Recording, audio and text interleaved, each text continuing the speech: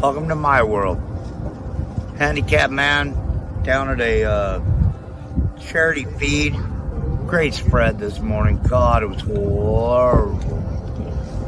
But it made what I needed to happen.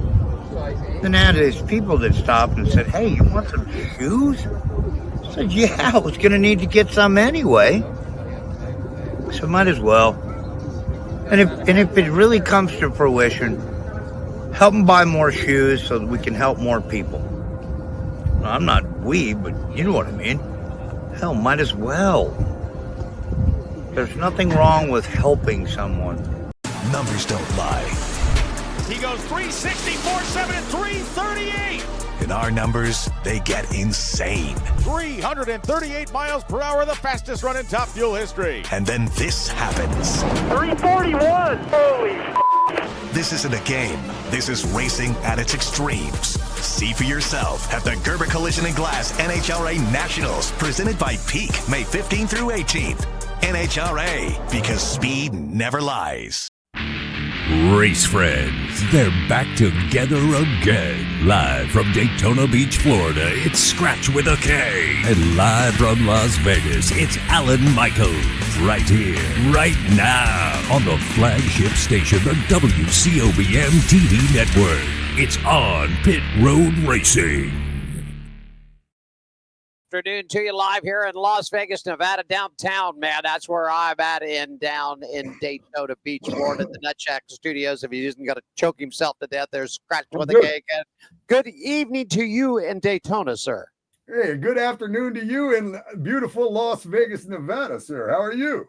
Hey, man, you know, we went through a few days of rain out here, which, you know, you've lived out here, so you know how it is. I mean, this is the desert and it's dry, so getting any moisture around for our plants, our air, cleaning things out, and especially putting water out in Lake Mead is a blessing. So, yeah, cooled down quite a bit, but a great day here in Vegas today, about 75, 77 degrees, sunny skies, a little breeze coming out of the northwest. So, yeah, I can't beat it, Skratch.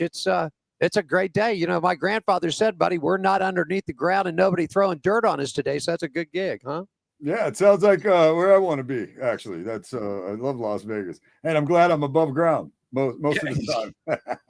Yeah, man. You know, I know that we got past. I know we both lost our moms, but a special hey to you and happy belated Mother's Day to you and your son's day. And I lost mine too. But you know, I know we were both thinking about our moms out there. But we miss you guys out there. So a belated Mother's Day to all our racing friends out there. Hey, buddy. Yeah, man. Yeah, for sure. Belated happy Mother's Day to all the mothers out there. I had a hard time this year with just thinking about mine. You know, mine's been gone 6 years, and so it was just I don't know. This year was different, man. It was different. It definitely gets. You notice I spent time remodeling the studio a little bit. Though. I noticed that the Nut Shack has taken on a new life here, and you're sort of move things around according to all of your accolades and awards and pictures and different things that you've done through your years of comedy and magic and wrestling and everything else. It's a bunch of stuff I'm the only one that appreciates. Real quickly, did you catch WrestleMania? Did you like it, man? I know you're a big wrestling fan. I didn't catch it though. I didn't get to catch any of it. No, like I said, I've been a little bit busy lately with things. Well, they turned John Cena into a heel. Yeah, that so I apparently knew. He's going to do his last tour as a heel, and then possibly, you know, the last show of the last thing of the last stand down, whatever. He'll come back and be a good guy, whatever. I don't know. Probably. Whatever. Anyhow, it was all right. Packed Las Vegas, man. They sold him a 70,000 seats to that thing out here. I couldn't believe it. I did see that too. That's awesome though. It was a good time. I bet Vegas is always popping when something's happening out there, man. It's not like where I live, you know, where I'm expecting a tumbleweed or a cow to walk across the street any minute, and I live by the beach, so it's weird. And of course, the beloved Golden Knights went down last night, so they're up and out of it. Made it up until at the second round, but you know, good showing all year long. And I saw a couple of sports reports. They said just the offense did. The defense is okay, but the offense just couldn't click last night. So you got to score goals to win, man. You got to lead laps. You got to lead the laps. You got to lead the most important one, the last one, to run a race. So, but anyhow, you know, there's you got to bring your A game to the game. There you go. That's it. Hey, let's get it rolling on Pit Road Racing. We're doing it live downtown here in Las Vegas. I'm at 450 Fremont Street. Just on the other side is the Gene Woods Racing Experience. Also, the Hot Shoe Hall of Fame. You see our ticker rolling across, and I'll get to some action about that in just a couple of minutes. But here and there, that's where we're at. We do the show each and every Thursday live. Okay. Some said, is this a podcast? Well, yeah, okay. But it's live. It's live streaming. So that's what we do. And, of course, we put it up, and then you can podcast it and watch it whenever you like if you don't catch it live. There you go. All right. You can catch it on all the social media, of course, on the WCOBM main television networks pages and likes. We've got it all across ours and everything from YouTube, Facebook, LinkedIn.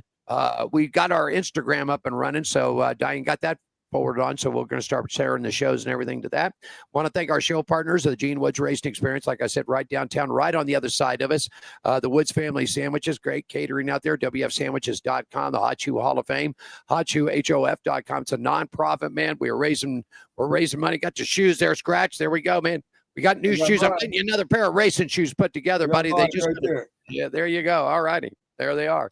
We got those. Las Vegas Motor Speedway. It's our home track out here. And, of course, down at Daytona is Skratch's. Atlanta Motorsports Park. If you want to get into some crazy driving, go-karts, drifting, they've got it all there, atlantamotorsports.com.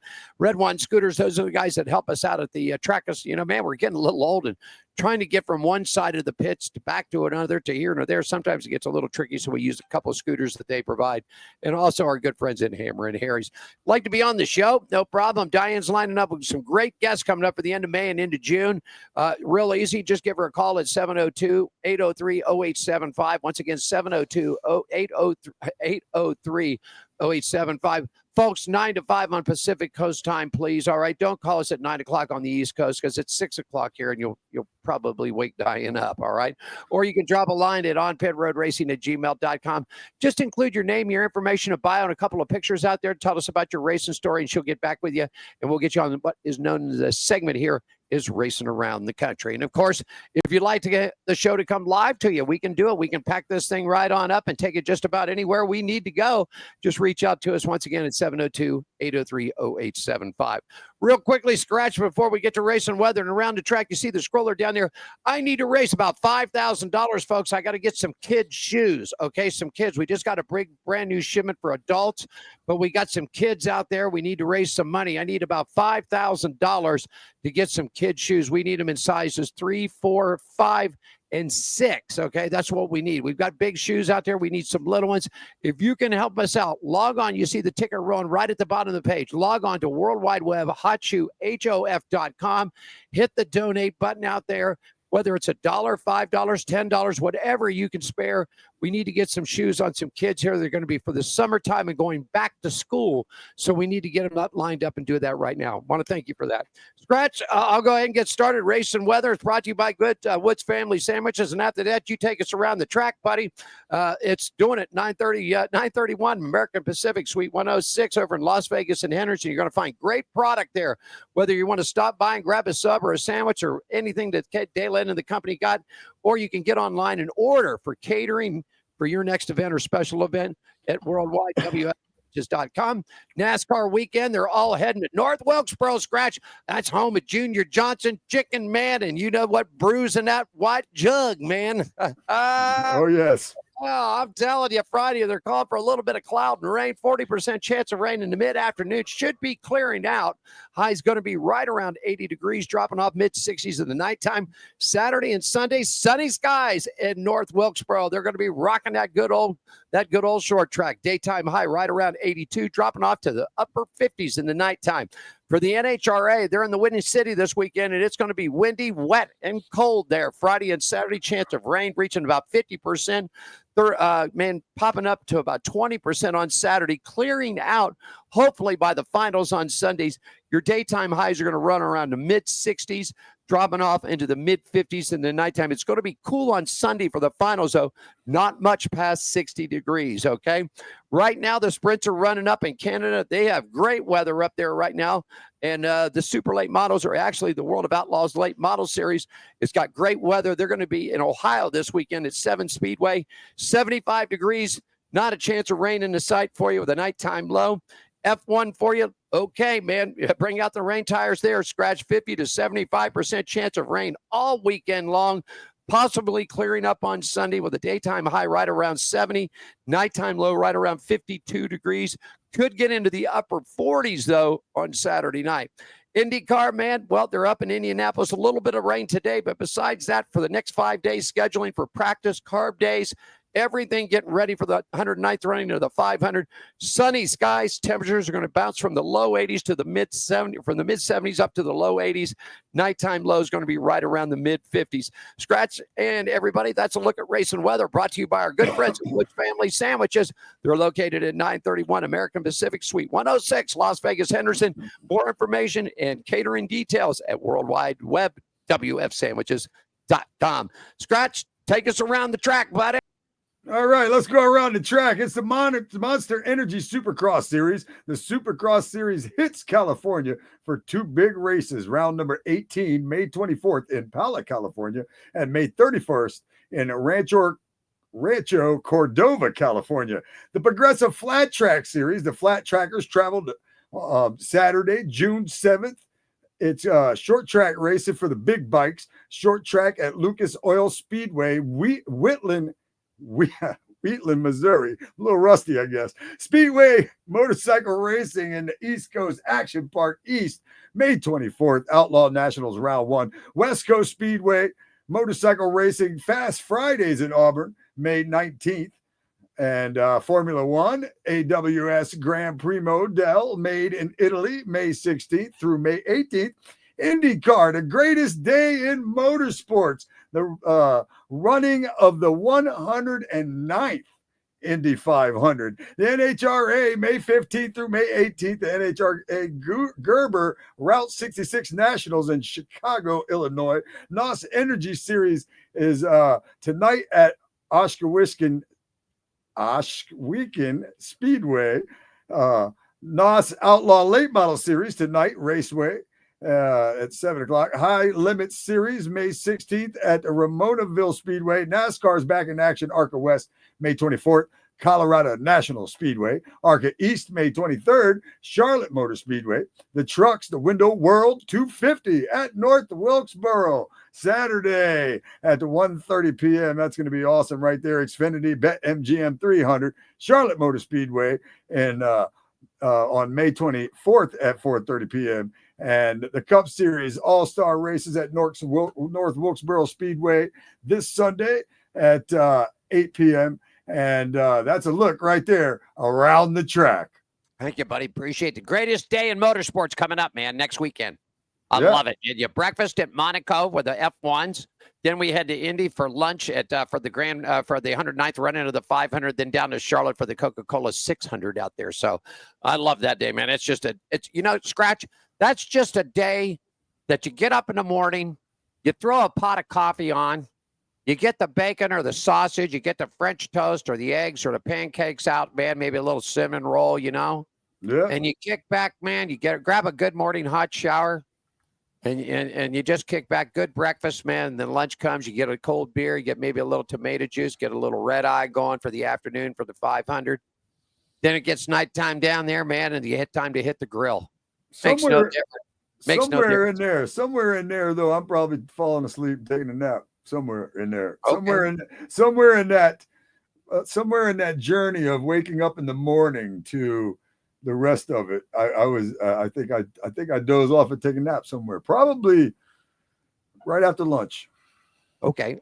That's why I schedule myself the day off after. It's a lot of racing, though. It's a lot of racing. So, out of all the racing of the day, I'm only going to miss a little bit of it if I doze off. But there you go. And if it's exciting, I won't doze off, maybe. Yeah, listen.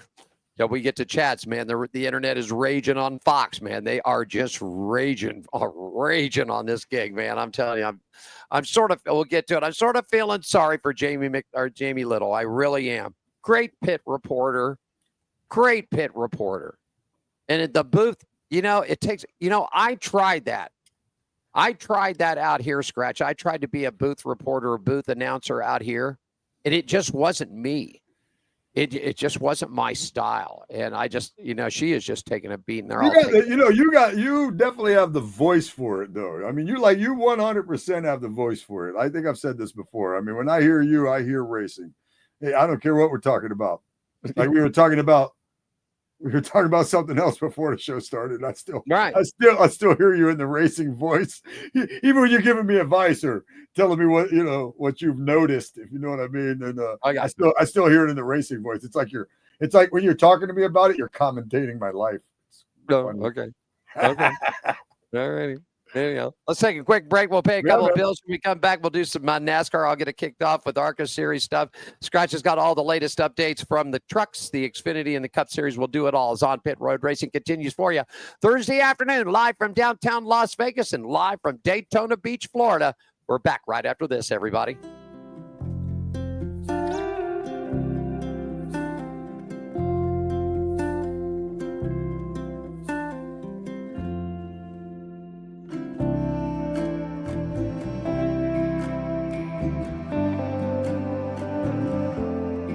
Welcome to my world. Handicap man down at a charity feed. Great spread this morning. God, it was horrible. But it made what I needed to happen. Then I had these people that stopped and said, "Hey, you want some shoes?" I said, "Yeah, I was going to need to get some anyway." So might as well. And if it really comes to fruition, help them buy more shoes so that we can help more people. Well, I'm not but you know what I mean. Hell, might as well. There's nothing wrong with helping someone. Are you ready for the wildest ride on Fremont Street? The Gene Woods Racing Indoor Go-Kart Track Experience. 450 Fremont Street, suite number 171 on the corner of Las Vegas Boulevard and Fremont Street. Open 7 days a week, noon until midnight.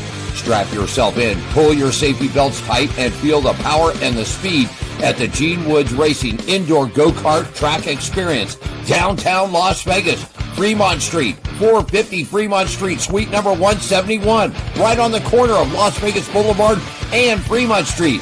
What are you waiting for? Log on, get your tickets now. It's time to go racing at the Gene Woods Racing Indoor Go-Kart Track Experience, 450 Fremont Street, downtown Las Vegas. Numbers don't lie. He goes 360, 4.7, and 338. In our numbers, they get insane. 338 miles per hour, the fastest run in Top Fuel history. And then this happens. 341. Holy This isn't a game. This is racing at its extremes. See for yourself at the Gerber Collision and Glass NHRA Nationals, presented by Peak, May 15th through 18th. NHRA, because speed never lies. You got it. It's there. Boys at Fox are still taking a beating on that, and you know that Skratch that they're doing the IndyCar thing. These big promo was that IndyCar's the fastest cars in the world. Yeah. No, that ain't happening, bro. They might be the fastest cars on around a circular track, but they ain't the fastest cars in the world because they ain't hauling no 11, 13, actually now 12,000 horsepower, almost 13. That's a lot of horses. That's a lot. Yeah, that's a lot of horses. You got it, buddy. Hey, let's talk a little racing news on the NASCAR and the stock car sides, brought to you by our good friends at the Las Vegas Motor Speedway, LVMS.com. NASCAR returns for round number 8, the South Point 400, October 10th, 11th, and 12th. Tickets are still available. Get yourself right now. All the camping info, man. You want to be down on the pitch. You want to be up on the hill on the Nellis backstretch, LVMS.com. ARCA Racing tied 150 from Candace, man. Hey, as my buddy Brendan Butterbean Queen out there, man. He is rocking the ARCA series, picking up the win. William Sawich up in second spot. Mason Mitchell in the number 25 machine wrapping up on the podium. It was Lawless Allen wrapping up your top 4 in his number 21 Chevrolet. The series moved on to Nashville Fairgrounds Speedway, and the results coming up to you there was the number 18 of Max Reeves right there picking up the victory. Tyler Reff in his number 23 machine coming up in second. Hunter Wright making it up in third. It was Isaac Kitzmiller up in fourth, and Zachary Tinkle wrapping up your tie right there. Skratch, you've got all the latest from the trucks, the Xfinity, and the Cup. Tell everybody all about it, my friend. Yes, sir. I just had it pulled up, and then I pulled it down to look at something else. So I got you. Hold on one sec. You got it. While Don't it's worry, doing don't worry. There we go. I got it. There you got it. Go ahead, man. I pulled it down to read something else real quick, and I was like, oh, I don't know where it went, but here we go. All right, There I it got is. you trucks right here. All right. Carson Hocevar survived the last lap contact from the Ford of Lane Riggs. He bounced off the outside wall and half a lap later took the checkered flag to win Saturday night's Heart of Healthcare 200 at Kansas Speedway. The victory was Hocevar's first of the season and his second NASCAR Craftsman Truck Series start this year, is first at a 1.5 mile track and fifth of his career. But Hocevar had to keep the fast closing truck of Riggs behind him on the final lap. Riggs steered to the inside of Hocevar's number 7 Spire Motorsports Chevrolet, got to the left rear quarter of the Silverado, and slid up the track into Hocevar's truck. After the contact, both Hocevar and Riggs maintained control and both scraped the outside wall before continuing toward the finish line. With William Byron looking on from what was then third place, Hocevar arrived 0.262 seconds ahead of Riggs, who appeared to have finished second at Kansas for the second straight time. The top 5 was Carson Hocevar, William Byron, Corey Heim, Giovanni Ruggiero, Stuart Friesen. The Truck Series drivers' point standings after Kansas, race number 9 of 18. Corey Heim has 3 wins. He's in the lead. Chandler Smith has a win. He's in second. Daniel Hemrick with a win. He is in third. Tyler Ankrum with a win. He is in fourth. Grant Emfinger, Ty Majeski, Jake Garcia, Caden Honeycutt, Lane Riggs, and Ben Rhodes are the top 10. And outside the top 10, you got Stuart Friesen in 11th, Gio Ruggiero in 12th, Raja Karuth in 13th, Tanner Gray in 14th, and Matt Crafton is in 15th. The Xfinity Series, after a 12-week stretch to begin the 2025 season, the Xfinity Series has its second straight week off and will resume action May 24th at Charlotte Motor Speedway in the BetMGM 300. The Xfinity Series playoff standings after Texas, which is race 12 of 33, Austin Hill, he has himself 3 wins, and he is leading the points. Justin Allgaier with 2 wins is in second. He is the regular season championship leader, even though he is in second. Connor Zilich, he's in third. Jesse Love is in fourth. Sammy Smith rounds out the top 5. And then we have Brandon Jones, Sam Mayer, Carson Guapel, Jeb Burton, Ryan Sieg. That's the top 10. Harrison Burton, Sheldon Creed. And then below the elimination line, local favorite here in Daytona Beach, Daniel Dye. He is 13th. Taylor Gray, Nick Sanchez, and Dean Thompson is the 16th. Now, in the Cup Series, Kyle Larson, Young Money, he won the Event Health 400 NASCAR Cup Series race at Kansas Speedway. The win is his 3rd win of the year, 3rd at Kansas, and 32nd career win. Christopher Bell finished 2nd, followed by Ryan Blaney, Chase Briscoe, Alex Bowman, Josh Berry, Ryan Priest, Chris Buescher, Joey Logano, John Hunter Nemechek. Larson started from the pole and dominated much of the race, as he does a lot of the races he wins. He led 221 laps on the day. That was the most laps ever led by a driver in a race at Kansas. He was never seriously challenged for the lead while out front. The fastest lap bonus was earned by Larson. Stages 1 and 2 were both won by Larson. There were 15 lead changes, and they were all changed by Larson. Just kidding. There was 15 lead changes among 9 drivers and 7 cautions for 37 yellow flag laps. The average speed of that race was 129.740 miles per hour. Race facts in Kansas, Kyle Larson won the Event Health 400. It was his 32nd victory in 378 Cup races. It's his 3rd victory and 9th top 10 finish in 2025. It's his 3rd victory and 12th top 10 finish in 21 races at Kansas. Christopher Bell, who was 2nd, posted his 8th top 10 finish in 11 races at Kansas Speedway and its 8th top 10 finish in 2025. Ryan Blaney, who was 3rd, posted his 9th top 10 finish in 21 races at Kansas Speedway. Shane Van Gissenbergen, 20th, was the highest finish in rookie. That was 20th. He was the highest finishing rookie. Kyle Larson leads the point standings by 35 points over William Byron. The standings after Kansas, Kyle Larson with 3 wins is first. Christopher Bell with 3 wins is second. Denny Hamlin, he is third. William Byron is fourth. Joey Logano 5th. Austin Cindric 6th. Josh Berry is 7th. Chase Elliott is 8th. Ryan Blaney is 9th. Tyler Reddick 10th. Alex Bowman 11th. Bubba Wallace, he is 12th. Ross Chastain's 13th. Chris Bush is 14th. Chase Briscoe is 15th. And Ricky Stenhouse Jr. is 16th. And outside the top 16, Ryan Priest, Kyle Busch, John Hunter Nemechek, and Carson Hocevour. 7 drivers have earned a spot for a chance to win the NASCAR Cup Championship. And this segment has been brought to you by Las Vegas Motor Speedway. Check them out at lvms.com. NASCAR returns for the round of 8, the South Point 400, October 10th, 11th, and 12th. All the info for that. And if you want tickets, you can get it at lvms.com. There you go, man. I'm telling you. I saw an interview the other day ago with Tony Stewart. And they were talking about how, because the double's coming up. Yeah. But they were just Tony was just talking about it, and he basically said, he goes, he's the best on the track right now. Yep, I saw that. Make a difference when he drives. It doesn't. Stewart said it doesn't make a difference. It doesn't. He doesn't. It can be a stock car, it can be an Indy car, it can be a sprint car, it could be a wing sprint. It doesn't matter. It really doesn't. It's just. It really doesn't. And I've said this a million times on this show. I don't root on Hendricks. You know what I mean? It's whatever, but I'll root on NASCAR at the Indy 500. So Kyle Larson's got a chance to do something that Tony couldn't even do. I mean, Tony, I think it was I don't remember which was which, but like a 3rd and a 6th in the double, or I think that's what Kyle Busch, 6 and a 3rd or something. Kyle Busch was, I think he finished, or Kurt, no, excuse me, not Kyle, but Kurt, when he did it, Kurt did, I think it was a 6th, and was running 3rd or 4th at the Coca-Cola 600, and the motor blew on him. So I mean, Tony Stewart got him a 3rd and 6th or something like that. He's got a couple single digits.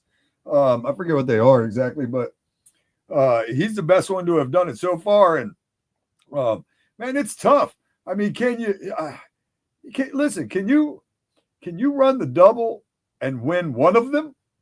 I mean, can you actually win just one of them? I mean, you can finish 6th and 3rd, and but nobody's nobody's run the double and won Charlotte after. Nobody's run the double and won Indy and then went to Charlotte. Right. I mean, is it just too much? Is it too much? Is there too much going on with 2 different cars, 2 different styles, 2 different whatever, to be able to actually focus on winning one of these races?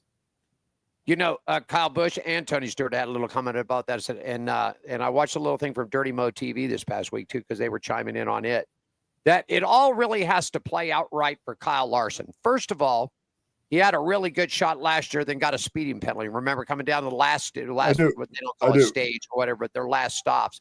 And I mean, he was rolling really well, then had a speeding penalty. It really cost him. And of course, then the rain came and everything else. But everybody sort of agrees that it all has to work out on a great timeline. It really does. Starting, not only including all the travel, because I mean, he's logging private jet miles like it's going out of style from Charlotte to Indy to Charlotte. Of course, the day of the race, they'll have helicopters involved with it too. But still, all that he's doing, he's got to take fluids intravenously. After the IndyCar, after the Indy, they'll load him up with that because he's done 500 miles in that thing, running 234 miles an hour around that track and all that. But everything's sort of got a light. So the race has got to start on time. It pretty much needs to be caution-free, here or there, but nothing major that's going to tie up the track for major repairs or anything like that, okay?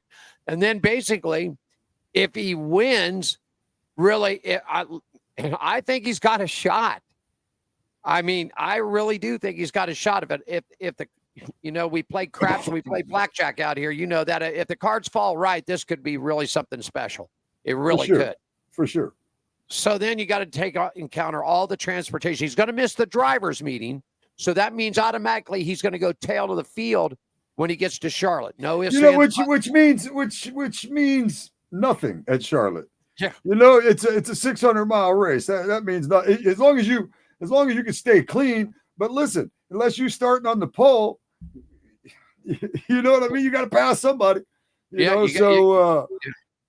just got to stay clean coming from the back. But I mean, 600 miles. I mean, hell, here at Daytona they run 500 miles and half the field rides in the back. You know what I mean? And they ride around, and then there's about 30 to go, and all of a sudden they're gonna start racing. So Charlotte, Charlotte, hell, you got an extra 100 miles to fart around on your way up there. Yeah, and you don't have the relaxed time that you do at Daytona or Talladega either with the big 2 mile and 2.5 mile track. I mean, this is a 1.5 mile high bank, so action comes up pretty quick. You're turning laps in under 30 seconds or so. So things are going to happen pretty quick. Like they don't happen at the big ones at Daytona or Talladega, but here and there with that. But still, it all has to work out. But I think everybody thinks. I want to stop by next week and I want to see what the odds are at one of the local casinos out here to see what the odds are. And I'll get the information for us on next week's show to see what the odds are for Larson, what he can do to the Indy 500, then swinging it down to Charlotte for the Coke.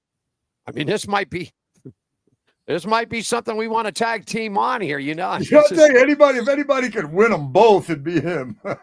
Yeah, I mean, really. But I'm just wondering about the pressures of even winning one of them. It's just such a long preparation period for both races when you're trying to do both of them. Like you said, with the flying and the this and the that, and just everything. It's a lot of preparation, man, for it. And then it is two different cars that you are almost jumping out of one and jumping in the other one. I mean, I know it's not right away, but damn near. I mean, you're not getting a whole lot of rest time there in between them. And definitely, and you look at it this way too, and just about 100-mile-an-hour difference in speeds in those cars too. Okay, if you're looking at Charlotte, we're looking at 165, 170, 180, maybe at Charlotte, Indianapolis, 225 to 230 plus. Now, of course, Charlotte or Indianapolis, obviously much bigger 2-mile track, sweeping big 4 corners up into the thing, actually like little mini straightaways coming out of each one of the corners. But still, you think, man, you're running that fast, then you're going to gear down a little bit, not much, shorter track, shorter distance. Well, actually longer distance, 600 miles. It's the longest race on the circuit. Yeah. I remember covering that thing, Skratch. I remember being there at 7. I've been there 2 or 3 times to cover it. And I've been there like 5 times. I love it. Oh, yeah. I mean, as far as covering it, though, man, you're there at 7 o'clock in the morning. The race doesn't end until at least 10:30, and that's if it's limited caution. Then by the time Winner's Circle gets done and all the press and that, and they get everybody up to the media center to do post-race. I mean, it's the last time that I was there, we did not get home, and I lived in Winston-Salem, North Carolina, which is about an hour, 50 minutes, maybe an hour up the road from Charlotte. We didn't get home until almost 4 o'clock in the morning. It's crazy. The last time I was there, a bunch of drunk dudes came around a corner on a golf cart and flipped it over. That's what I remember for sure from the last time I was there. That was after the race, walking through the parking lot, and you just heard "scared" behind you, and I turned around and looked, and there it went. Whoop, boom. Real quickly before we take the break, Wilkesboro this weekend for you. Coming up, Wilkesboro is going to be Sunday, May 18th, 8 p.m. $2 million prize for the All-Star event. MRN Sirius XM channel is going to have it for you. There will be a competition break at lap 100. Okay, 250 laps is the distance, 156.25 miles an hour. You got the NASCAR All-Star Open. Going to be Sunday, May 18th. It's going to run at 5:30 p.m. You got $500,000 on the line on that. TV, FS1. Of course, everything's on FS1. Okay. 5 p.m. MRN Sirius XM going to take care of the radio call for you. Xfinity for you. BetMGM, Charlotte, North Carolina at the Motor Speedway there. 1.5 mile asphalt track coming up Saturday, May 24th.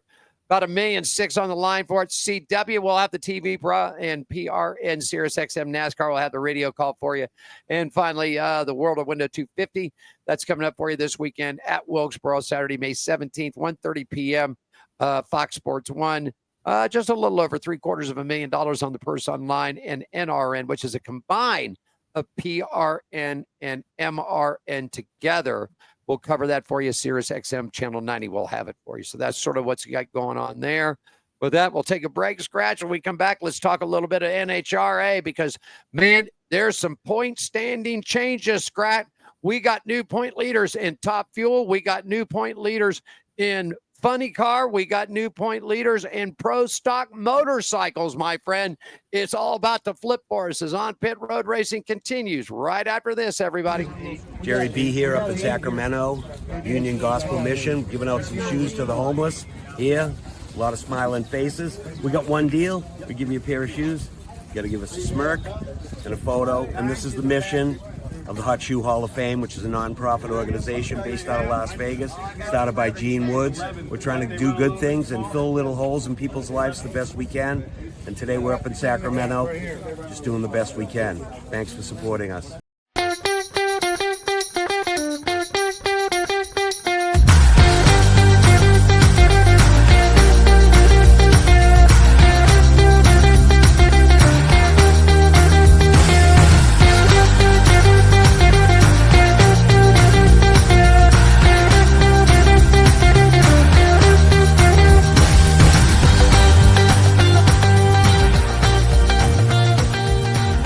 Numbers don't lie. He goes 360, 4.7, and 338. In our numbers, they get insane. 338 miles per hour, the fastest run in Top Fuel history. And then this happens. 341. Holy This isn't a game. This is racing at its extremes. See for yourself at the Gerber Collision and Glass NHRA Nationals, presented by Peak, May 15th through 18th. NHRA, because speed never lies. Are you ready for the wildest ride on Fremont Street? The Gene Woods Racing Indoor Go-Kart Track Experience. 450 Fremont Street, suite number 171 on the corner of Las Vegas Boulevard and Fremont Street. Open 7 days a week, noon until midnight. Strap yourself in, pull your safety belts tight, and feel the power and the speed at the Gene Woods Racing Indoor Go-Kart Track Experience. Downtown Las Vegas, Fremont Street, 450 Fremont Street, suite number 171, right on the corner of Las Vegas Boulevard and Fremont Street. What are you waiting for? Log on, get your tickets now. It's time to go racing at the Gene Woods Racing Indoor Go-Kart Track Experience, 450 Fremont Street, downtown Las Vegas. Man, right on the other side of it, too. Been racing down here, man. Had a good week this week, man. Had a lot of our friends over from the UK in racing with us this week, Skratch. Oh, nice. Yeah, man. The Brits are in town, man. You know, Brits. having a good pint or two, you know, A coming in and having a a pint or two, you know. Yeah. We'll catch you up on last of the four wides cracks and scratches. Going to give you all the details about the American Rebel Light NHRA four wide nationals in just a couple seconds for you.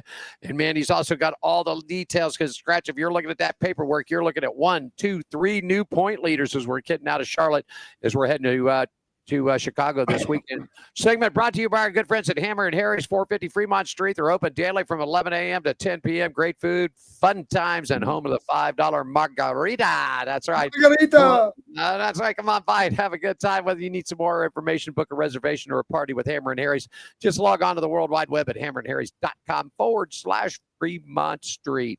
Skratch, tell us all about, man, from Vegas to ZMAX, my friend. There you go. That's right. The NHRA makes the trip from Vegas over to Charlotte for the round 2 of the ZMAX Raceway. American Rebel Light NHRA 4-wide nationals. Top Fuel, Sean Langdon. Funny Car, Austin Prock. Pro Stock, Dallas Glenn. And Pro Stock Motorcycles, Matt Smith. Here is a look at the point standings after Charlotte, round 2 of the 4-wide. So the Top Fuel, Sean Langdon. And Smoke is just 60 points behind him. Tony Stewart, man. Yeah, I'm loving it. I'm loving it. Come it's on. Great, right? It's great, right? Funny Car, Austin Prock. He's a new points leader. 59 points back is Paul Lee. The Pro Stock, Dallas Glenn. He's the new points leader. Greg Anderson is 11 points back. The Pro Stock Motorcycles, Matt Smith is a new points leader. Gage Herrera is 15 points back. You got something you want to say? Yeah, man. I'm just telling you, look at that right there. Smoke had a bad week in Charlotte. When he left Las Vegas, he was only 11 back, which is not too bad. He had a bad week in Charlotte, but I'm telling you, he's 60 points back. He's 60 points back heading into a good weekend here in Chicago. Look out, Tony Stewart. I'm telling you. I'm just telling Austin Prock, new point leader right there. Rolling for John Force Racing. Dallas Glenn taking out over Greg Anderson. I thought for sure when we started out over 5-6 events, and it's been Greg Anderson, and of course, there's only been two events where the Pro Stock motorcycles has been Gage Herrera. But Matt Smith seems to be like that. He's got that thing rolling, man. I'm loving this. I can't wait till they get back here in October. I can't wait because that's 2 races to the finale, man. Right on. Got some updated here for you, man, and I'll get them going, and you can look down and see all these new categories and these new partners here. NHRA and the National Hot Rods Association is excited to announce a significant expansion of its 225 contingency program, introducing new racing categories and welcoming new industry partners. It scores the NHRA's commitment to support racers and enhancing the competitive landscape of drag racing. New categories added, man, was Mountain Motorsports Stock, known for their massive engines and thrilling performances. The category offers racers an additional opportunities to earn rewards. New partners also joining. Several esteemed companies have come aboard. Skratch, you got a list of them. I'll let you get to them right there. Some great companies. Check them out. New partners joining on board. Yeah, the ABRO, the Goodridge Hoses and Fittings, the Dado Metal. Yeah, Dado, right? Dado. There you go. Okay. Metal Engineered Bearings, the Sandy Engineering, Race Tech Seats, Total Power Batteries, Epic Racewear, and Speedmaster. This is really good. And I'm going to tell you why, because you know when you see on NASCAR down on the bottom, on the front fender, on the bottom there, you have all.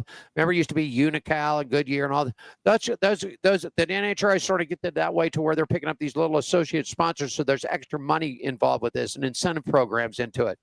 Expanded postings, ATI, Damn Best Fuel Factory, Hoosiers, all back into it. T&D Machinery. This is really good. VIP Racing Fuels is in onto this. This is just really cool. I like this, man. And you know what else, Skratch? And it's too bad it's not sort of involved. And you need to look into this for your own racing. You need to look into this because you're going to find a lot of like VP Fuels and stuff. They will help you guys out, you local racers out, and give you breaks on your fuel cost and stuff like that. Look for programs like that. Okay. I'm loving it. Pretty cool, huh? Yeah, it is. Absolutely. I'm telling you. So they're running in Chicago this week. Going to be interesting to see. I was glad to see Tony get a win. I was glad to see him get a win in the program. It's just something else. He just keeps going. You see the interview with him too? The kid talks to him. I think he's from Indiana. Talked to him. He was a podcaster, young kid. Did a good job with him. But they talked about. He asked him about getting into a sprint car, and Tony says he's chawing at the bone. But he says, you know the reason why? He's out of shape. He says it's going to take him 6 months. To get ready to, I can see that. I think Smoke should get Kyle Larson a funny car or something to run at least once. No, you know what? You know what would be you know what would be really cool? Put him in a pro stock first. Just put him in something good. I want to see it. I want to just put him in something. I bet he wins. I wouldn't doubt it. I mean, if they told me that the Kyle Larson is going to run here in Las Vegas in late October, Halloween weekend, and he's going to run a pro stock. I think I'd walk down to the El Cortez. I think I'd walk in and say, you got a number on it? Because, now it's all bet, but you got to have numbers beside your bets, all this. I said, you got a number on Larson to win this weekend in Pro Stock? What is it, 258 or whatever the number is? Let me put 100 on him. Guy looked at me, he goes, you never run a drag car? And I said, I don't care if he's run a drag car. If he's never run a drag car, I want 100 on him to win. Yeah, he wins in everything with a gas pedal. I just think it's funny. I just really do. I just think it's funny. The next step, can you imagine him trying an F1 car? Now, that would be something. I mean, that would. I could. We'll take a quick break, and when we come back, we'll talk some dirt racing because we've got World of Outlaws. We've got the High Limits thing, man. That series is really kicking off, man. It's really kicking off. Skratch is down in Daytona. I'm here in Las Vegas. You got On Pit Road Racing Thursday edition right here. We're going to take a quick break. When we come back, we've got more racing news. We're going to the dirt next, everybody.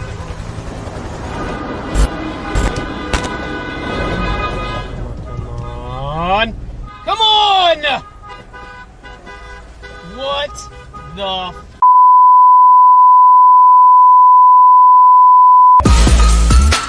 yeah! Oh, man! Woo! That is awesome! Are you ready for the wildest ride on Fremont Street? The Gene Woods Racing Indoor Go-Kart Track Experience. 450 Fremont Street, suite number 171 on the corner of Las Vegas Boulevard and Fremont Street. Open 7 days a week, noon until midnight. Strap yourself in, pull your safety belts tight, and feel the power and the speed at the Gene Woods Racing Indoor Go-Kart Track Experience, downtown Las Vegas. Fremont Street, 450 Fremont Street, suite number 171, right on the corner of Las Vegas Boulevard and Fremont Street.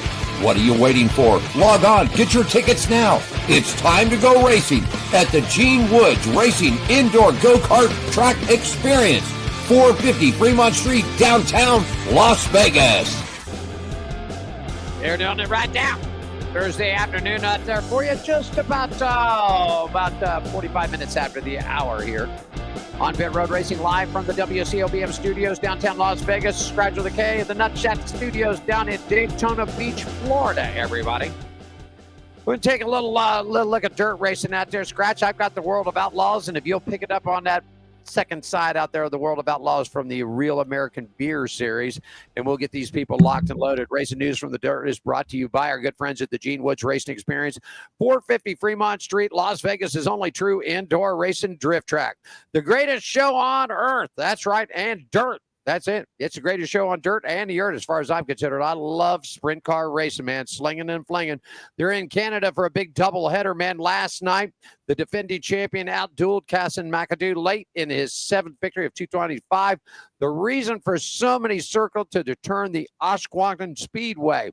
Big speedway up in Canada, man. They've been dying to have the dirt racing back there. They finally got it on the schedule this year, and it was nothing to be shown for because it was a rock and rolling night up there, slinging and flinging dirt, just unbelievable racing, crossovers moves. I was watching some stuff on the video, man, and it was just something. It was just something. It just really was some good, really racing out there.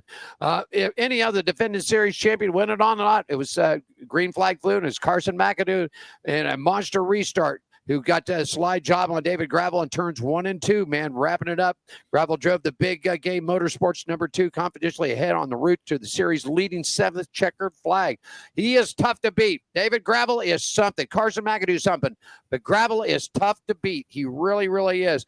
Oshkosh made its 110th career World of Outlaws wins for Gravel. He is now the only a dozen behind Danny Lewinsky for six all-time wins. His 7th, the 7th driver to claim the race in the greatest show on dirt at Ontario's 3/8 mile. The victory also stretched his point lead for the gap.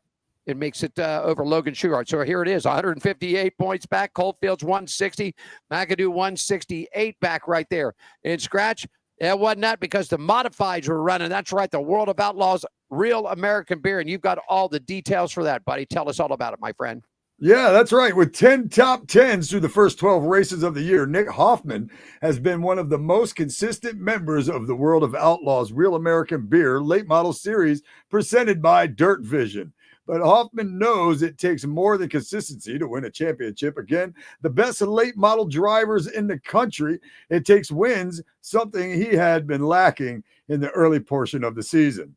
That was until Saturday night at Mississippi Thunder Speedway, where Hoffman laid down a dominant run for his 2nd win in the Dairyland Showdown. This place is just awesome, Hoffman said. I've been fortunate to win here last year and run really solid. Just my style. Momentum, slick, and slow. Just doing everything you can to make grip and make momentum speed. Hoffman drew the 4 in the red draw to start the feature behind the front row of Brian Shirley and Tim McCready.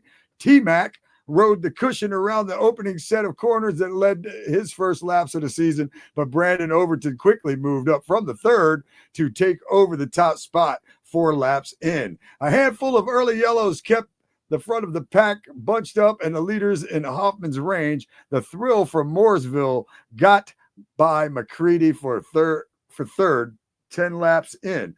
Immediately got by Shirley on the next restart and snuck into the inside of Overton for the lead down the backstretch. The number 76 cleared him in turns 3 and 4 to stay on top, but Hoffman didn't let him go far. Hoffman tried the cushion for himself 4 laps later and sailed around Overton down the front stretch to try to gain command of the race. A flat tire on Tyler Bruning's car gave the field one more chance at the number 9 with 13 laps to go, but the gap was already up to half a straightaway a lap.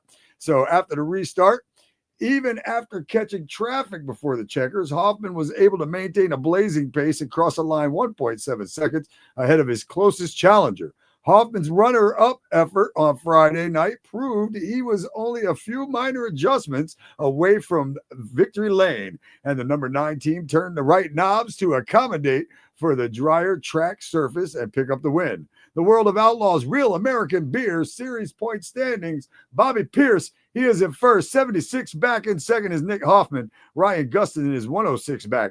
Drake Troutman, 152 back. The World of Outlaws, Great Lakes, Showdown, Raceway 7, Conduit, Ohio. Tonight, racing news from the dirt. This segment brought to you by Gene Woods Racing Experience, 450 Fremont Street, Las Vegas, the only true indoor drift track and home of WCOBM. You got it, too. I just looked in, man. They're about 30 minutes away from dropping green flag up there tonight, so it's a big double header for them, too. Mayhem on Monday night as Rico Abreu stuns Justin Peck in a sensational finish with a high limit at Kokomo Speedway. The Driven to Save for Lives Monday Mayhem event lived up to what the name and lived up to the height of Indiana's baddest bull ring, which exceeded when the Kubota High Limits Racing kicked off its Rotor-Rooter midweek series in a draw-dropping fashion at Kokomo Speedway. When the 9:05 p.m. checker flag waved at the Kokomo Grandstands, was jumping for joy when Rico Abreu. Have you ever seen this guy run before? He's a little person, man. If you know Rico, you know what I'm talking about? I can't say that I do. He's a little guy. He did some trucks, man, and he's a great guy. Great interview. In fact, I got to tell Diane, we got to get him on. He's a great personality. He's very funny. Really good. I really like this guy. But anyhow, he shocked the crowd and hit Justin Peck in the final corner on the final lap, edging him out by, listen to this. Are you ready for this? On the dirt, Skratch edged him out 0.101 seconds to steal a $20,000 payday. Peck's controlled 99% of the race from the outside pole, handling the onside lap tracking before he lost it in a heartbreaking fashion over the last 100 feet leading into lap 39 of a 34-lap scheduled event. For Abreu, this was his highest consequence of missed the outstanding early season hot streak.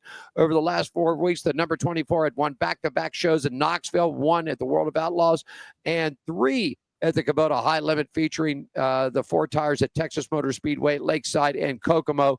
He cleared more than $70,000 in earnings over the 6-race stretch. This was his 15th trip to the Whiskey Myers victory lane, extending the record to the winningest driver in the Kubota High Limits Racing Series and the history in the first driver to reach 3 wins in the series of 2025. Right now, the point standings for you after everything. Brad Sweet from Grass Valley, California is up on top in his number 41 machine. Looking good. Tyler Courtney from Indianapolis, Indiana, back 52 points, while it's Brett Marks from Myerstown, Pennsylvania, standing back 84 points in third. Rico's up to fourth, man, from St. Helena, California, 88 points back, and Justin Peck from also from Indiana, standing back at 125. So, Skratch, we didn't get to see it. They were here the night that we were going to go out to catch them. The series opened up here, and Larson's involved with this. Brad Sweet, a bunch of these guys are involved with this new dirt racing series. And it was something that the Thursday night that we were going to go, it got soaked, poured out rain. There was just no way. But then by that time, Friday night came, and then we had to be at the big speedway to cover the truck races. And of course, the Xfinity and the Cup guys ran the rest of the weekend, but good crowds out there. I'm hearing nothing but great stuff. Some great racing about this new series. What do you think, my friend? Man, it sounds cool, man. I like any kind of racing, man. They can bring all kinds of series. You know, we talked bad about electric cars a while back, but I'm saying if you changed all the racing to electric cars, that would suck. But a league with electric cars would be cool too. So, man, I don't care, man. Put a number on it. Let's go racing. I think you're going to see that real soon. Oh yeah, I'm sure we are. I think you're going to start seeing it. I don't doubt that one bit. You're going to start seeing it real soon. I think it'd be all right. I don't think you're going to see the big. I guess they got to find a way to change the batteries quickly, because there's really no way. I mean, it's not like you're coming in with a gas car and you're dropping it in 4 tires, and the gas man drops two cans, 11 gallons in a can, 22 gallons of fuel. You know, that's dropping in 5. You know, you're dropping 6 seconds to drop a can of fuel. So they're doing pit stops 11, 12 seconds now. Even though they could put 5 lug nuts back on the car. Well, if it was a cup car, I'm just saying they could do that. Well, I don't disagree with you, but I just that's the part that we know the cars aren't stock anymore, but when you we're talking about the bodies and all this other stuff. I mean, they're still stock cars. That's what they're basically are. By name. And going to that, I don't know how. I know I'm getting off the subject a little bit, but going to that one lug nut, it's just, like now you're going further away from stock cars. Yeah. Now you're making. I wish my car had one lug nut. You know what I'm saying? When I get a flat, I wish my car only had one lug nut. That they were talking about that on Denny Hamlin's podcast this week, and I really started liking his podcast, because I'm going to tell you, Denny's not. He ain't holding back. And the big topic was, he had Kyle Busch on this week. And they were talking about the way these kids are tearing these cars up. Yeah. And, just beating the crap out of them. What the whole thing with these composite bodies on them, they smack the wall and the body pops out. It's just bouncing right back to where back in the old days, man, when you guys were cutting metal for race cars and actually fabricating the car, you smack the wall like that, that thing ain't popping back out like that. No. So, I mean, that was the big talk. That was the big talk on, that Denny and Kyle were talking about, that these kids just don't understand. They don't understand. They're out there tearing stuff up because it's a composite body. Don't worry about it. It'll pop back out. Well, if they go out there and start tearing stuff up like that on these old metal bodies, and, you and I or Richard Childers or Henry started screaming about, all the metal that he's got to be replacing week after week after week. Yeah, they wadded up when they were metal. They wadded up. I got a message that came across. It asked me, "Did we hear anything about Kyle Busch retiring?" I've seen 2 reports come across. So I don't believe it. There's not been an actual factual network social media site that I've seen. There are 2 things floating out there, that Kyle Busch is going to retire after the 2025 season and then completely just switch over and race Xfinity 2026. I don't believe that. I would imagine that Kyle Busch would do anything to get out of that Richard Childress car. Just no offense, but I'm sure he ain't thrilled over there. It seems like every time that they make a good stride, they have a couple of bad weeks, and then they have a couple of good weeks where you look and think, man, maybe they've turned the corner, maybe they found something, maybe and then if you remember the old saying, if you didn't have bad luck, you wouldn't have any luck at all. I'm living that right now, as a matter of fact. Thanks for bringing it up. You and Kyle are living it right now, right? Yeah, me and Kyle Busch are on the same pattern. Okay. I'll get the segue. If you want to go ahead and get the IndyCar and F1 stuff getting ready to go. Yeah, okay. Man, let's do it. All right. Segment is brought to you by our partners at Atlanta Motorsports Park. For more information, give them a call at 678-381-8527. Visit them online at atlantamotorsportspark.com. If you want to get out and have some fun, man, and race cars, they've got it all there. It's a country club for motorsports. It really is. They've got condos. You can stay on property. It's a beautiful You can buy facility. a place there.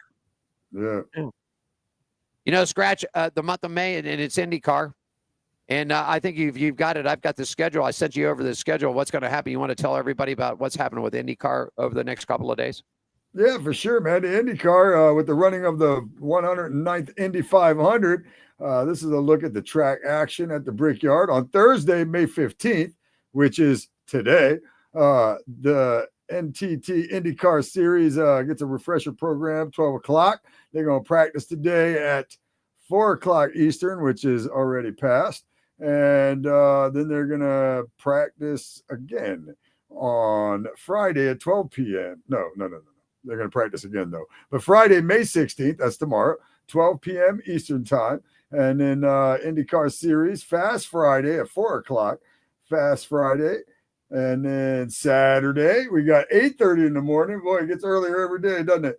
8:30 a.m., the IndyCar Series practice number 6, 11 a.m., IndyCar Series qualification day, 1:30. Qualification day 1 at 4. Qualification day 1 again later on. Sunday, May 18th, 10 at 1 p.m. Eastern, the IndyCar Series gets practice 7. 4 p.m., they get qualification day 2. And then on Monday, the 19th, which is this coming Monday, 1 p.m. Eastern time, the NTT IndyCar Series practice 8. Friday, the 23rd, 11 a.m. Eastern time, IndyCar Series Carb Day final practice. At 2:30, it's IndyCar Series pit stop competition. On Sunday, pre-race begins at 10 o'clock in the morning. And at 12, the 109th running of the Indy 500.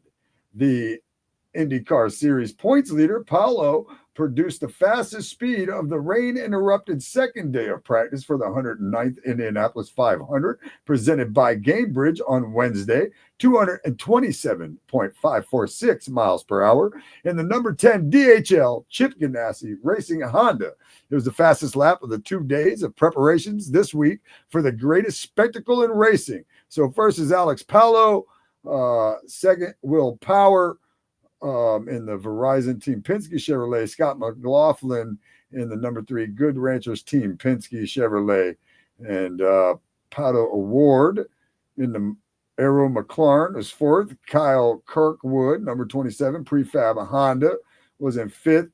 Kristen Lundgaard, Scott Dixon, Colton Herta, Rinus VeeKay, and Felix Rosenquist round out the top 10. Yeah, and those are how the rankings came up going into thing. Of course, Alex Palou has just been on a tear, man. I mean, a complete tear lately. I mean, he's won 4 out of the 5 events so far this year.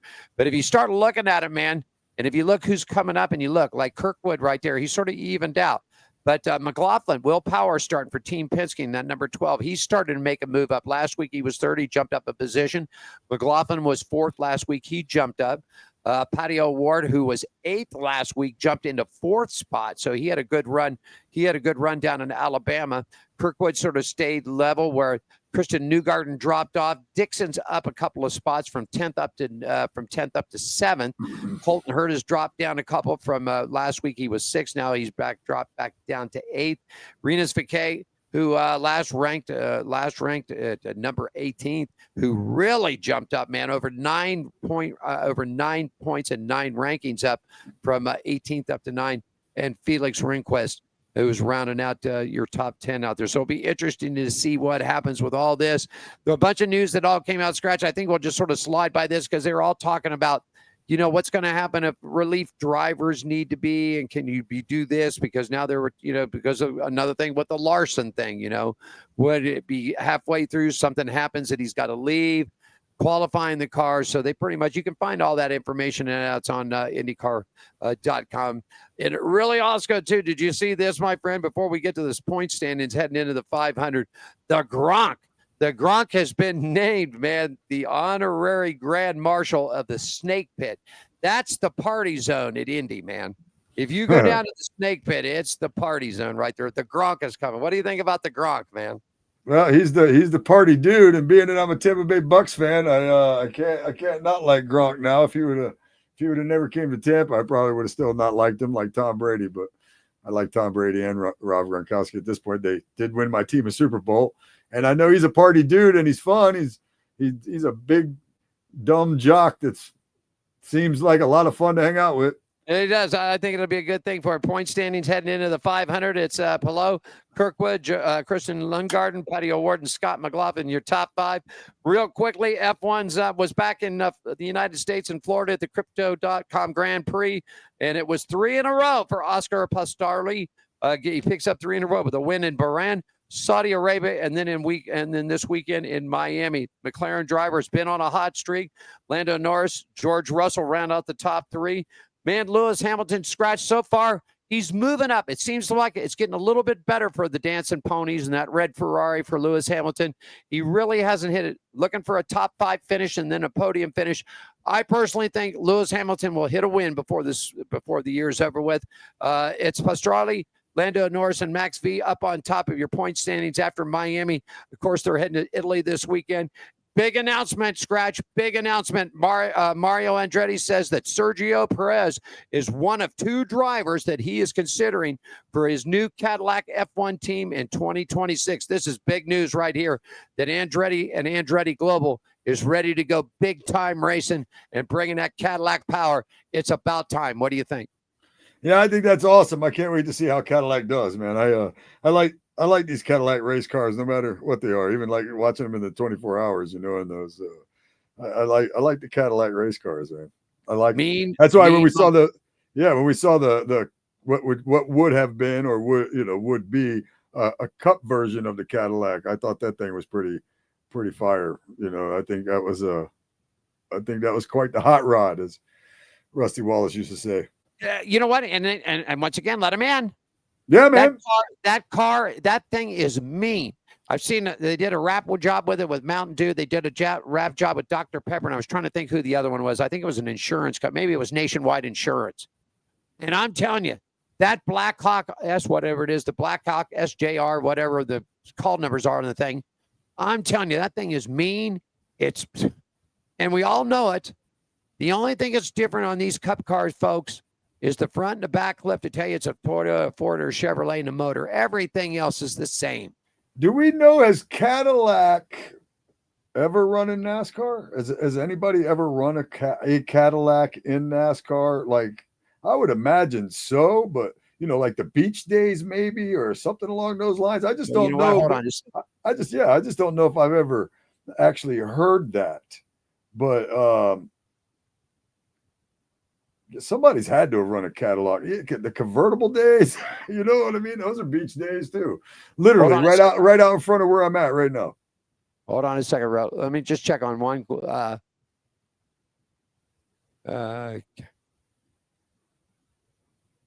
Let me see here. I'm going to pull that up. You said that, and I got my little touch screen computer thing sitting right here. So let me see if it. Let me see if it does do it here. Let's go. Like I said, I'd imagine if they did, it would definitely be in those old days. But I would think more so the beach days before. Well, I mean, at least the beach days here, like during those times. I would think maybe somebody raced a Cadillac. So far, seems like they were probably fast back then, Cadillacs. So far, I haven't seen anything that says that they were. There's a lot of speculation running around the Cadillac. The Cadillac could be replacing Chevrolet. So who knows? Yeah, there is that talk, but I don't. I asked Google. I just asked Google: Is Cadillac ever? Has the Cadillac product ever been in NASCAR? And it says no. Okay. Well, right. That seems right. Just seems like back in those days when they used to bring them off the showroom, they might have grabbed a caddy, but I'd imagine that caddies were a little more expensive back then, as far as for purposes of racing versus some of the other cars that were fast. Oh yeah. Let's take a quick break. When we come back, we'll catch everybody up on motorcycles, and you and I will have a little chit chat about some of the hot topics, and we'll get it going on Pit Road Racing live from Las Vegas. Skratch with a K down in Daytona at the Nutshot Studios. We'll take the final break. Coming back right after this, everybody. Numbers don't lie. He goes 360, 4.7, and 338. And our numbers, they get insane. 338 miles per hour, the fastest run in Top Fuel history. And then this happens. 341. Holy This isn't a game. This is racing at its extremes. See for yourself at the Gerber Collision and Glass NHRA Nationals, presented by Peak, May 15th through 18th. NHRA, because speed never lies. Jerry B here up in Sacramento, Union Gospel Mission, giving out some shoes to the homeless. Here, a lot of smiling faces. We got one deal. We give you a pair of shoes. You got to give us a smirk and a photo. And this is the mission of the Hot Shoe Hall of Fame, which is a non-profit organization based out of Las Vegas, started by Gene Woods. We're trying to do good things and fill little holes in people's lives the best we can. And today we're up in Sacramento, just doing the best we can. Thanks for supporting us. Are you ready for the wildest ride on Fremont Street? The Gene Woods Racing Indoor Go-Kart Track Experience. 450 Fremont Street, suite number 171 on the corner of Las Vegas Boulevard and Fremont Street. Open 7 days a week, noon until midnight. Strap yourself in, pull your safety belts tight, and feel the power and the speed at the Gene Woods Racing Indoor Go-Kart Track Experience, downtown Las Vegas, Fremont Street, 450 Fremont Street, suite number 171, right on the corner of Las Vegas Boulevard and Fremont Street. What are you waiting for? Log on, get your tickets now. It's time to go racing at the Gene Woods Racing Indoor Go-Kart Track Experience, 450 Fremont Street, downtown Las Vegas. Come on down and do it with us. I'm ready. I know you are. Come on out here and do it for us. Hey, we'll talk a little bit about motorcycles, then Skratch and I'll wrap it up, and we'll do a little chit and chat about some of the news that's happening around NASCAR for you. Segment brought to you by our good friends at the Hot Shoe Hall of Fame. They're celebrating and preserving the memories of great motorcycle racers and the motorcycle industry's icons past and present. If you would like more information on how you can help us all out, log on to the World Wide Web, hotshoehof.com. Like I said at the beginning of the show, folks, I need to get together about $4,000 or $5,000. I need to get some shoes. I need to get small ones for little kids, okay? And we need sizes to get about 3, 4, 5s, and 6s, okay? Because we got summertime coming. We got a lot of kids that need some help. School time is going to be coming back up before you know it. We got to put some shoes on some people's feet here. We've been over all the church. Hey, Skratch, you've heard of the tunnels, right? Here in Las Vegas. Yes, sir. Gene and a crew went to the tunnels. Yes, sir. They literally went in. If you all don't know what the tunnels here, there are tunnels that are under Las Vegas. To keep the valley from flooding, kind of. That's what they're supposed to do. Well, that and some say that there were tunnels made that casinos had secret drives where they could run money out of the casinos secretly and this and that. Well, some of these tunnels are homes for the homeless. And I mean, Gene says it was scary. He said, man, you go back into these things and they're dark and, somebody will have a little fire here, a little fire there, whatever, they trying to stay warm or whatever. But they literally went in there with a couple of 100 pairs of tennis shoes and really helped out some people out there, which was really cool, man. So that's what we're looking for. I've got plenty of big shoes right now. So we're good on that. Folks, I need some help. I need some donations. You see the ticker going across the bottom of your stage. There's the shoe. Skratch has got his. And we need to help the kids out. This is for the kids, folks, okay? It's going to help them through the summer, keep their feet from getting burned. And then, of course, when school comes back, they need shoes for school. And to help them out with that, it helps them with their education. It keeps them thinking positive, healthy, everything in your life. So if you see the ticker down there, log on to it. Skratch, you got all the results coming up. Round number 17 from Salt Lake City, my friend. Tell us all about this. Super. Yeah, man, the 450cc class winner, Chase Sexton, and in second was Malcolm Stewart. Third was Justin Cooper. AMA Supercross, here is a look at the current point standings. 450cc class points, Cooper Webb, 365 points. Chase Sexton, 363. Justin Cooper, 281. Malcolm Stewart, 277. And in fifth, Ken Rosen is 271. In the 250cc class, results from Hayden Deegan with the whole shot.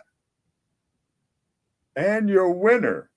And then second was Julian Bomer. Third was Tom Viali. Points leader, 250 SX standings, Hayden Deegan. Second, Julian Baumer. Tom Viali is third. Seth Hammaker is 4th. RJ Hampshire is 5th. The Progressive American Flat Track Series. After the events, here's a look at the points. Super Twins. Briar Bauman is 1st. Davis Fisher is 2nd. Dallas Daniels is 3rd. AFT Singles. Cage Tapman is 1st. Trevor Bruner is 2nd. Tom Drain is 3rd. Point standing Super Twins. Brian Bauman 1st. Dallas Daniels 2nd.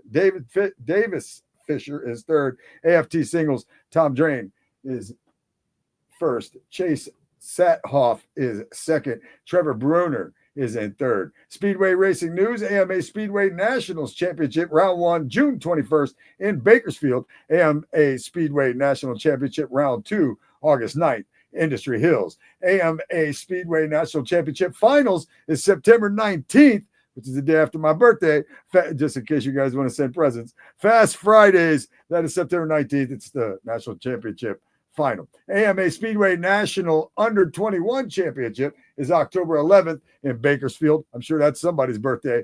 The repeat opening Hot Shoe Hall of Fame. That's funny. And the segment brought to you by the good friends at the Hot Shoe Hall of Fame, celebrating and preserving the memories of the great motorcycle racers, motorcycle industry icons, past and present. To help us out, log on to the World Wide Web at hotshoehof.com. There you go. Hey, listen, let's, if you got a chat topics, let's move this thing on. There's all kinds of jibber, jabber. Also, too, did you catch out real quickly? Real quickly, I want to throw some names out here to the Hall of Fame. Real quickly. Kurt Busch has made it, man. All righty. Here you go, modern. If you got it, we'll go that. If you win a championship, you should be in the Hall of Fame. Okay, and I want your opinions on these. Give me how you feel about it. Modern era ballot: Greg Biffle, 2000 NASCAR Craftsman Truck Series champion, and the 2002 Xfinity. Greg Biffle shot. Does he deserve to be in? He's got a truck championship and an Xfinity championship.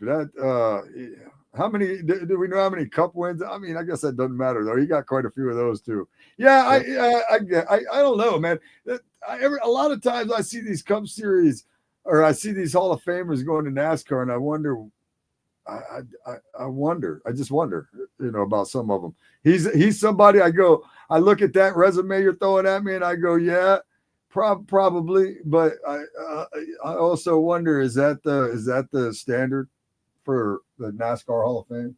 I guess championships matter. He's got one in two of the three series. So yeah, sure. Neil Bonnet won 18 times in NASCAR's Cup Series, including a consecutive Coca-Cola 600 victories. Didn't win a championship, but he was back in that hardcore day. Neil Bonnet, in or out? I love Neil Bonnet.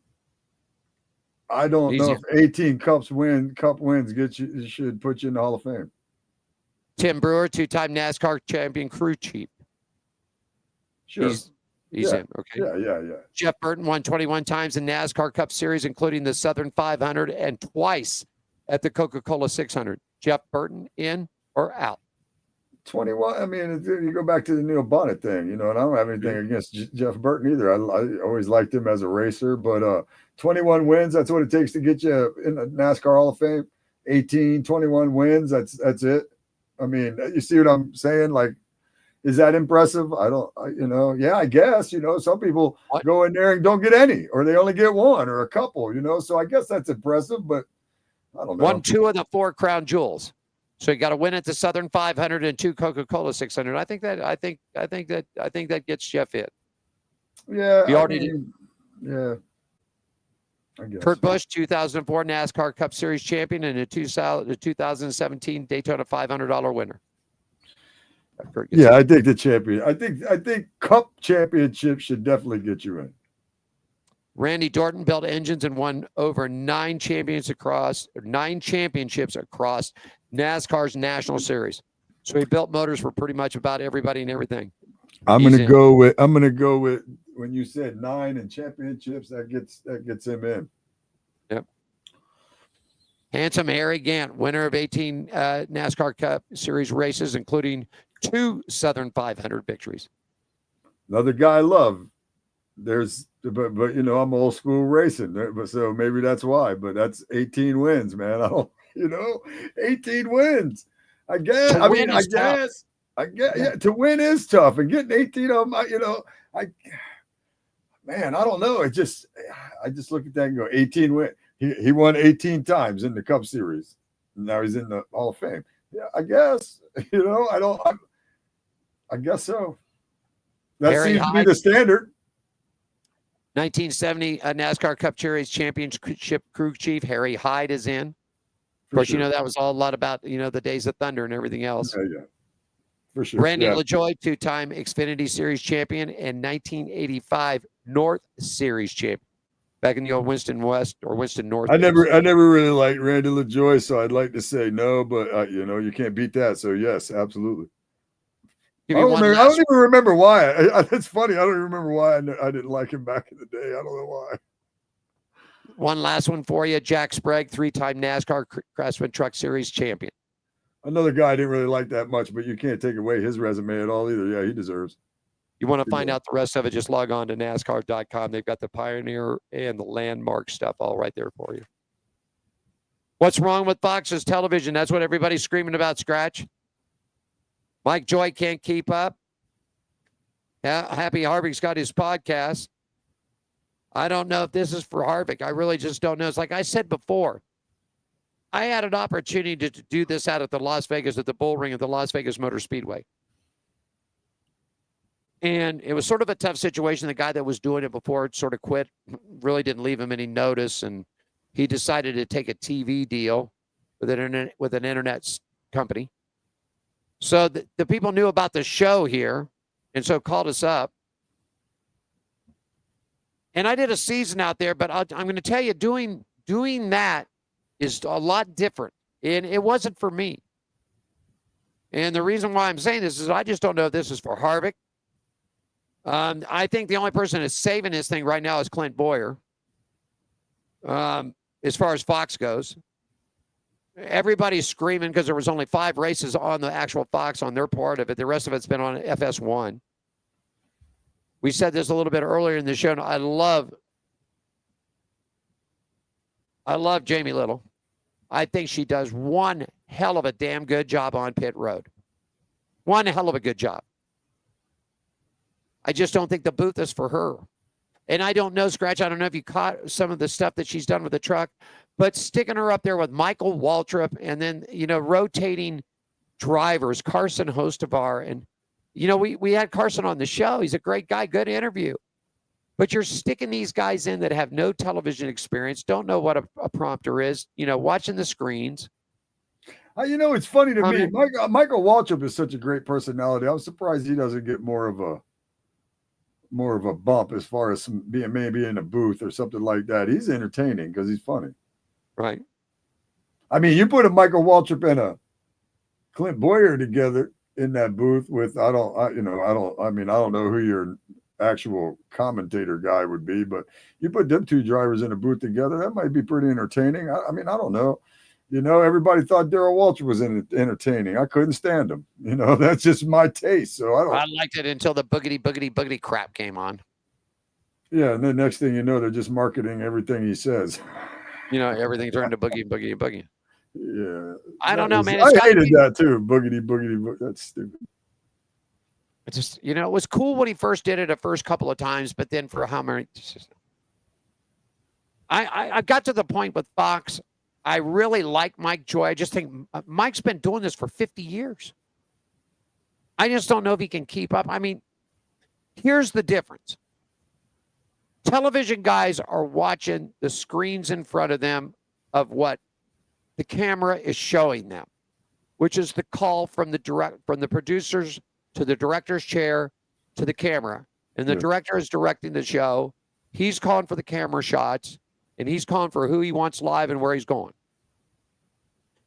The radio guys are watching the show or the race with their eyes.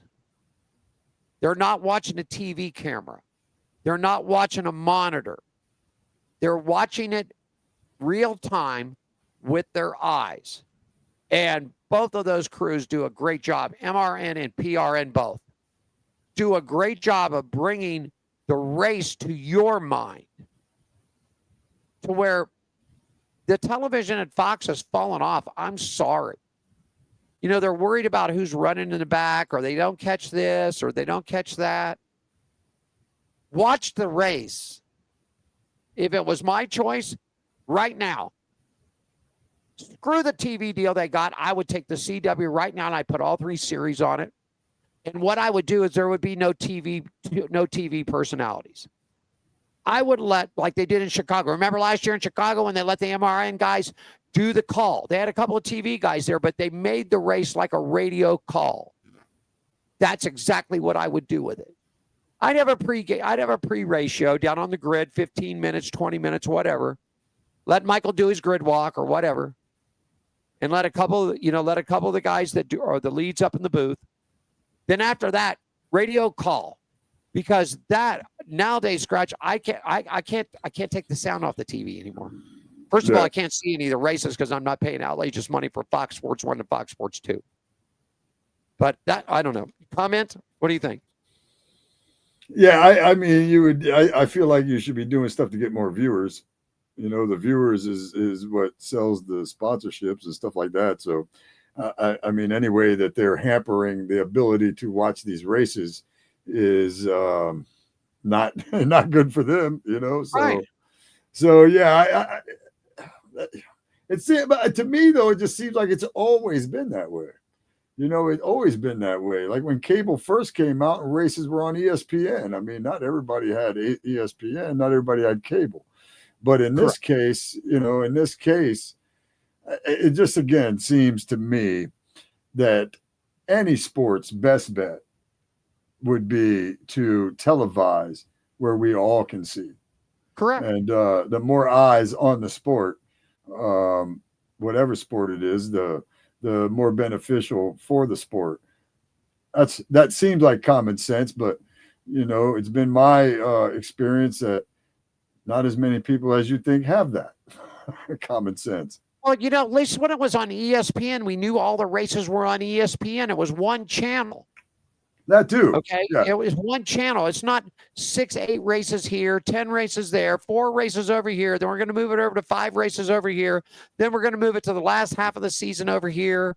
And we're only going to show so many on the network, or then you got to have Peacock, or you got to have Fox. Yeah. Well, as more streaming and more channels and more cable came along, and now there's more. You know, when it was ESPN and not everybody had it. Yeah, at least we knew it was on ESPN, but not everybody had cable back then when this was going on. You know, so now it's more channels, more cable channels, more streaming, more all of that stuff. And so now you're watching it, you know, and you can't see some of it because it's on here, or you can't see some of it because it's on over here. But now it's just, you know, Fox, FS1, FS2. That's the same channel, but it's not the same channel at all. You know, It's Fox. It's just not the same channel. So you got one everybody can get when it's on Fox. And then the other stuff, if you don't have cable, you don't have it. And now with streaming, some people don't have cable, they just stream. So some people get the streaming stuff and nothing else. And then some people aren't streaming. It's it's definitely getting confusing. But like I said, with more channels and more more outlets like that, and that's where we've run into this problem, technology, and it being 2025. That's the problem. There's a homecoming coming in 2026. It has been announced after a 5-year absence. The NASCAR Championship weekend will return to the 1.5-mile venue at the South Florida at the Homestead Miami Speedway. In 2026, the championships for the NASCAR Cup Series, the NASCAR Xfinity, the NASCAR Craftsman Truck Series will all be decided at Homestead, which has hosted the championship weekend from 2002 to 2019. Wait a second. That's not that's not right, because which hosted the championship weekend from 2002. Well, I guess, because we had it. Yeah, because we had it out here for 4 years. So I guess that is right. So I'd like to see championship weekend get moved out here too, because that's another big thing that popped up. You know, could Las Vegas, because the weather at that time of the year is very nice here. I think it's good. It's going to be Miami and down in the South Beach, Homestead, Miami, South Beach area. But you know what was really nice? I'm going to tell you this. What was really nice when they had the championships here, because the teams got to stay a couple extra days, enjoy Las Vegas and everything that Las Vegas opened. So would it be great to see them run the trucks on Friday night, the Xfinity on Saturday night, the Cups on Sunday night racing, 6 o'clock start times, or 5 o'clock start times. That's 8 o'clock on the East Coast. And then Monday and Tuesday nights, they do the trucks and the Xfinity on the same night, have championship nights here, Cup on Tuesday, and that'd be a good thing to see that come. I'd love to see that. I would like to see them run all three of those exactly the way you just said it, right here at Daytona. Okay. That's what I'd like to see. I'd like to see the Daytona 500 in February, and I would like to see the whatever 400, whatever it turns out to be, 400, run at night. The trucks, the Xfinity, and the Cup Series all end right here at Daytona as well. I'd like to see that. That's what I'd like to see. In other words, what you're saying is, would you say add another race to Daytona, or take the summer race, what was known on the 4th of July weekend, the Firecracker 400, right, which is now in whenever it is, August. I don't even in remember. August. August, yeah. So would you be happy if taking the August date away? Yes. And then moving the final show to Daytona for those 3 nights, Friday, Saturday, Sunday at the Daytona International Speedway? Yeah, because because let me say this. The Super Bowl of NASCAR is the Daytona 500, right? That's what they say. Right. So it's the first race of the year. Right. Why is it the first race of the year if it's the Super Bowl? So now you solve that problem. You got your Super Bowl. You got the Daytona 500. You got that. You're going to start the season off with that like you always do. But now you're going to have a real Super Bowl. Now you're going to have a real Super Bowl at Daytona International Speedway at the end of the year. A real Super Bowl, a real race, something where anybody could win it. You see what I mean? Or anybody could lose it. Something, it just seems like lately a lot of these last races of the year, your top drivers are the top drivers in the race at the time, even. Which is nothing wrong with that at all. Right. I'll be honest. I mean, I say Daytona because I live here, but like I said, I'm going with that Super Bowl theory. All right. Daytona 500 is the Super Bowl of motorsports. Well, now have your actual Super Bowl right here, Daytona International Speedway, where anything goes, anybody can win, and it could just be your bad day, just like it is at the 500. It could be your good day. I think it's going to, I don't know who likes that idea or not, let them race for it. Yeah, well, let them race for it here where anything can happen. Dodge the bullet and win the race. Interesting. Very, very interesting. I'm sitting here chewing on this for a second while you've been talking. You know what? Because the weather in Florida in November is usually very nice. No, yeah, it's a little bit warmer in Miami. It's a little bit warmer in Miami Right. than it is up here in Daytona. So I don't think a few degrees makes a difference. You know what I mean? But like I said, the weather's nice enough. The weather's nice enough, and it's the world center of racing. That's very, very interesting. I mean, we got cheated out of the Hall of Fame. Can we at least have a championship weekend? Yeah, lost the All-Star event. You lost the All-Star. We lost IROC stuff and all that was there. We were gonna have the Jaguars play there during their rebuilding of their and they kind of didn't want to do that, I don't guess either. Rockville's there right now, though. We did gain that. They're there this week. Welcome to Rockville at the Speedway. Wow. Somebody's in my camping spot right now. Probably doing a bunch of drugs or something. Okay. Well, it's welcome to Rockville. Who knows who's out there? Who knows at Rockville? Who knows? Should the Cup go back to Rockingham? Well, after Yes. the weekend with the trucks, and yeah, there you go. Yes, yes. I read ahead of you on that one. Yes. There you go. All right. Road America president said that they'd love to have NASCAR back. No, sorry, out the door. I'm throwing that one away. We got enough road tracks as it is. You want to go back to Wisconsin? You want to go there? Go Milwaukee Mile. Put them on a circle track there. I'm getting tired of this road course crap. Justin Allgaier to serve as practice and qualifying driver for Kyle Larson if they need him for the All-Star run. That's a good loaner. That's a good one. Kyle didn't have too bad of a day on his first practice at Indianapolis Motor Speedway. 34 cars. Actually, somebody's going to get cut loose this year. 34 cars have entered, 33 on the grid for the famed May 25th race. Larson's best lap for the day, 221.207 miles. He was 24th fastest in the field. Now, here's a little topic. I know you don't follow the NHRA that much, but this one's going to get you right here. There's a lady driving a top fuel card, Skratch. Her name is Jasmine Salinas. She is currently fifth in points. That's impressive. She doesn't have enough money to run the next two events. That sucks. For God's sake, somebody, if anybody out there that watches this show knows anything, get a hold of this Salinas family. This girl is fifth in points. Fifth.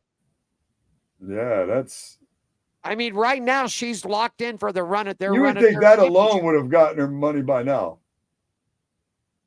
You know, like people getting wind of that. You would think that would have gotten her some money by now. She missed Charlotte. She's going to miss this weekend in Epping, but then she's got money to get back out there. She missed Charlotte, and she's still fifth in the points. That's even more impressive. Yeah, unbelievable. Hendrick.com is really going. HendricksCars.com is going Force. You're going John Force all the way. Top Fuel, Funny Car, Brittany and Jack Beckman, all over it. And he's jumped on to Greg Anderson Chevrolet too. Hendrick is a smart guy, man. And I know you're not a big fan, but he's a smart man. He moves that racing money around. He's not only just looking at NASCAR, he's looking at other series too. Winner on Sunday sells cars on Monday, my friend. That's what they say. That's what they say. Anything you'd like to add? Anything peeving you this week? We don't want to talk about what's actually peeving me this week, but what we will talk about though is I get to race my enduro car tomorrow or Saturday night. All right, how about it? I'm going to be at Citrus County Speedway for the Night of Carnage, man, and I know I talked about it. This 2015 Camry that I got was fast, man. I finished 7th. I started 31st, and I finished 7th in the enduro race and 6th in the flagpole race. And that was at the Tour of Destruction in Orlando, which was crazy. So the last time I was at Citrus County Speedway, right, I had finished 6th in the enduro race out of like 30-something cars. And this was in my Ford Focus. And I finished 5th in the flagpole race. So that's 6th is 3 out of the money for the enduro race. And the enduro race pays $2,000 for first, $500 for second, and $250 for third. In the flagpole race, I was only 2 out, right? And it was $350 for first, $150 for second, and $100 for third. Well, here's what I'm trying to say is I believe with Citrus County Speedway had being my best track with the other car, and this definitely being my best car, and me getting through all those people at Tour of Destruction at Orlando Speed World and finishing, where I finished, that I think I have an opportunity to get in some of that money right there. Now, I don't know if I can win, and I'm not going to sit here and be all crazy about that. I don't know if I can win, but I do feel like I can get in some of that money. And I'm going to make sure that I bring my lucky rabbits named Foot. I don't know if you ever seen that commercial, but that's so I gave him a nice little bracelet. I mean, a necklace right here, a nice little bracelet. And I'm bringing my lucky rabbits named Foot. The only difference is I'm not putting this rabbit in the car. If this rabbit is lucky, it should survive on the bumper of the car. Don't you think? So I'm going to strap this damn lucky rabbit named Foot to the bumper of the car with his little bracelet, and I got the rope right. Oh, that's not good, but I got the rope right here. I'm gonna just strap him to the bumper, and if he's lucky, he'll come back in one piece, just like the car will, right? Okay. All right. So that's my thought, but that will help push the number 39 2015 Toyota Camry from those couple spots that was short last time in the Focus into some of that money right there, man. I think I get paid Saturday at Citrus County Speedway, and I'm looking forward to it. Is that Cletus's track? No, his track is the Freedom Factory in Bradenton. It's part of the Tour of Destruction, and they do 2 days twice a year there. So The next time that they're doing that will be Halloween night and November 1st. Those are the 2 nights in a row that they're going to do there. So, by the way, I see Kevin's chimed in and he said, we need to get you something here in Vegas. Now, he doesn't know the conversation that you and I had before this, a job in a race car. And we wouldn't have been, if he could have guaranteed me a job in a race car before this show started, we wouldn't have been doing this show because I'd have been packing my stuff. So that's where we're at. I'm just letting you know, Kevin, I'm negotiating, man. I want to come out. Speaking of which, I want to come out maybe in the next couple of weeks for just a few days, if possible. And, just to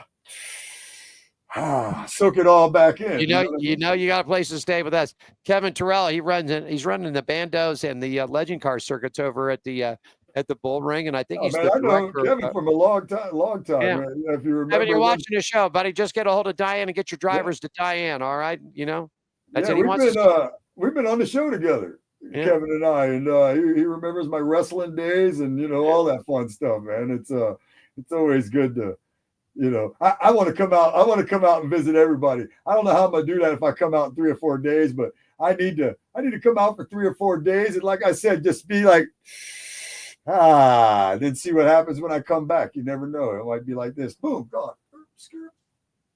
We got you. You got a place to stay. I'm 6 minutes from downtown Las Vegas, buddy. Come on out. Hey, man. Anything else you want to add before we get the hell out of here? Will the lucky rabbit name's Foot, will it survive? I don't know. I'll bring you back whatever's left of it on the next show, and we'll find out. That's all I got to say about that. All right. Will the rabbit make it with Skratch? We'll find out next week. Skratch is in Daytona. Yours truly, Alan Michaels here in Las Vegas. Back at you next Thursday, 3 p.m. here on the West Coast, 6 p.m. on the East Coast. Have yourself a great racing weekend, everybody. John, the announcer, take us home, buddy.